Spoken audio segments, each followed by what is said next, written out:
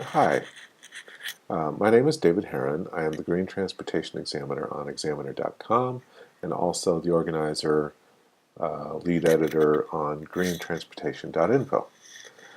Today I wanted to talk about electric vehicle charging and usage scenarios. There's a lot of questions out in the public about range anxiety and questioning where we'll charge up the battery packs on electric cars as they come on the market. And what I want to do is give some information that describes several common scenarios of how you would use your electric vehicle in day-to-day use, and especially how you would handle the charging and different considerations about the charging. And I think that range anxiety disappears when you have information and knowledge. So you can find this page on greentransportation.info, or search for this search phrase up here. That should help you find the this page here. Okay, so the first scenario I want to talk about is home-based charging. Okay, so the idea is you've got a home base where you have a charging station, and that's where you do your primary charging of your electric car. And in this scenario, you're going to locations where there aren't any EV charging facilities, or for some reason they're not letting you use the facilities. In this scenario, you're limited to charging at home, and so your range is effectively cut in half, and that's because you have this need to return home. Because you have your range effectively cut in half, you're not getting the full effect of the range that the manufacturer built into your car. Okay, and then last note is typically the home charging is done in the evening after you return home from a full day of driving around and probably going to your job or whatever you do. The next scenario, I'm calling it destination charging, and that's because you're charging at your destination as well as at home. And so, your common typical destination would be your job. But there's other kinds of destinations where the idea is that to put the charging station at a location where you're going to spend several hours, and so you don't really notice the effect of the 3 to 6 hours that it takes to charge the car because you're doing something else. That 3 to 6 hours it takes to charge the car doesn't matter to you because you're doing something else, like earning a living doing a job that you're doing. Other likely locations would be shopping malls, museums, churches. I put a few possibilities right here. Okay, in this scenario, you can use the full range of your vehicle because you're able to drive up to the full range of your vehicle, go to your destination, charge at the destination, then return home at the full rate of your or range of your vehicle. Okay, now one thing that occurred to me while I was writing this was this scenario does mean that third parties, such as your boss, would be obligated to provide facilities to recharge cars, and they aren't currently required to do that. Okay, and that's because gasoline vehicles, the recharging infrastructure for gasoline vehicles is owned and operated by these other companies that are gasoline companies. But with electric vehicles, it's not really convenient. The gasoline station model, it doesn't really apply to electric cars right now because of the time required to charge an electric car. So, uh, so having an electric station that would be an equivalent to the gasoline station just doesn't make sense. So instead, you would be looking to various destinations to provide charging stations. So the next scenario I want to talk about is a bit of an expansion on destination charging, and that idea is what I call opportunity charging around town. Or, in other words, you're driving around town and you're going to places, stores, offices, dentist offices, whatever, where where the store or whatever it is that you're going to was enlightened enough to install an electric vehicle charging station.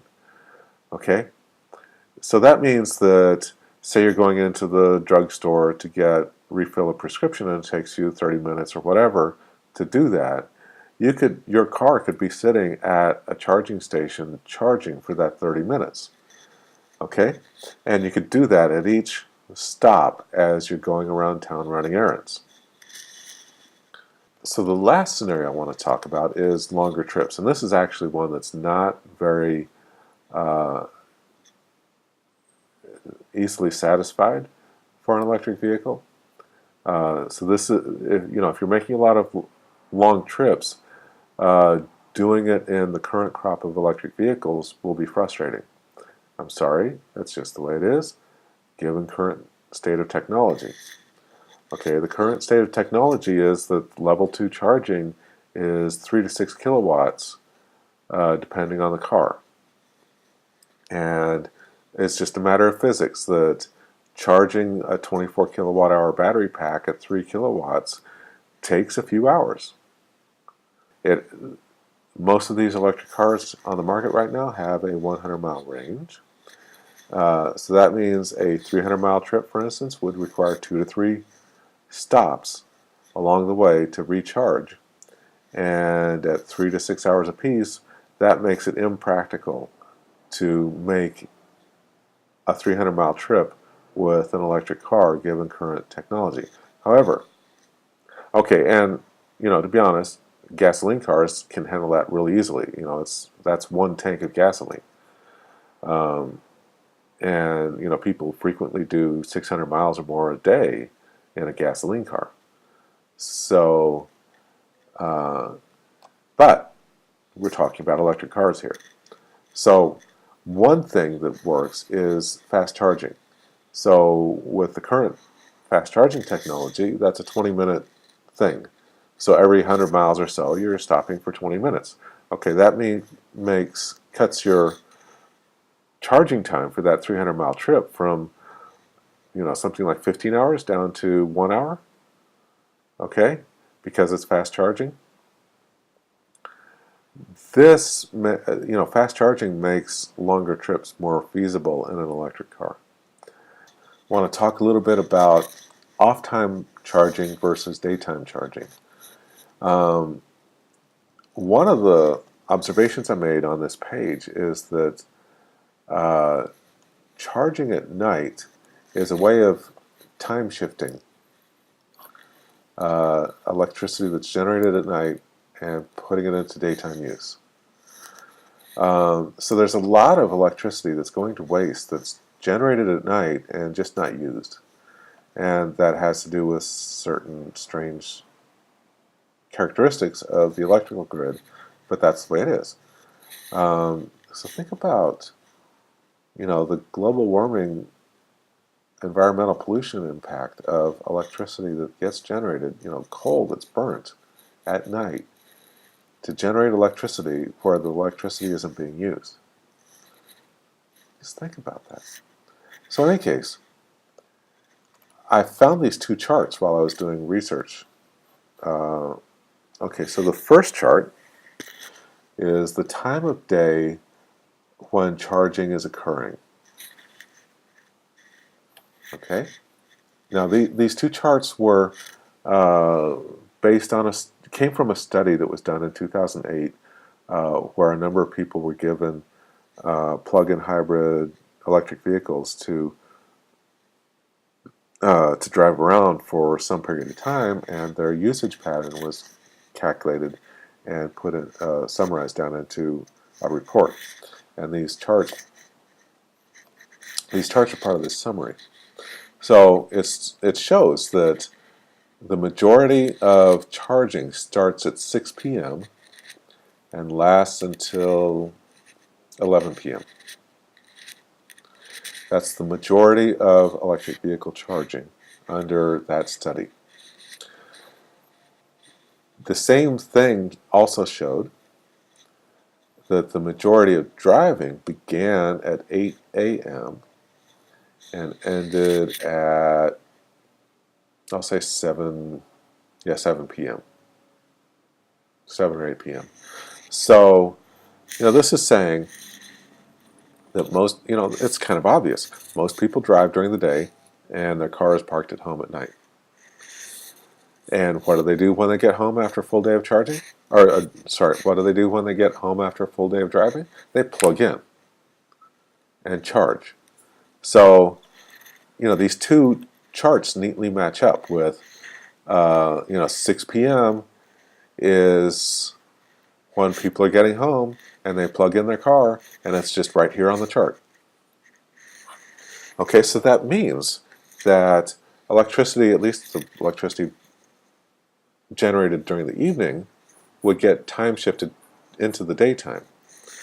It also raises a possibility of some kind of, if the grid were able to schedule when cars get charged, then the grid could spread out the load for charging electric vehicles, and tell some of these cars to charge at midnight. Start their charge cycle at midnight, so that they'll still be charged up by the time the person wakes up and goes and gets in their car and drives to work.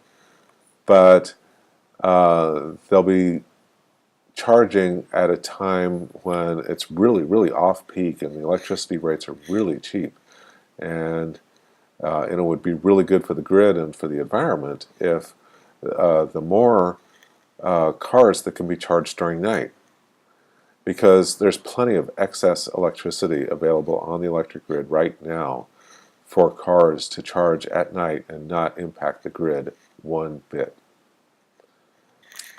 So what have we gone over? What have we gone over here? So we've gone over some what I think are the typical scenarios for charging and using electric vehicles. One scenario is you're only charging at home and you're driving in loops based on within a radius of your house. Okay, and you don't have any charging facility elsewhere. The next scenario is destination charging. So that's where you're going to a destination that has a charging station, and you're allowed to use that charging station. And I would suspect it's a common scenario, as because there's lots of employers working on getting charging stations installed at their offices.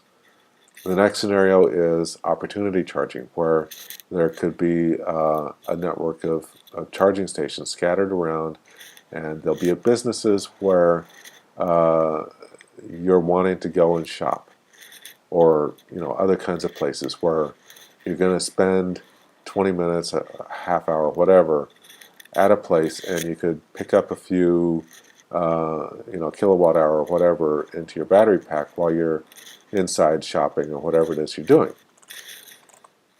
Longer trips, not so satisfying with the current crop of electric cars.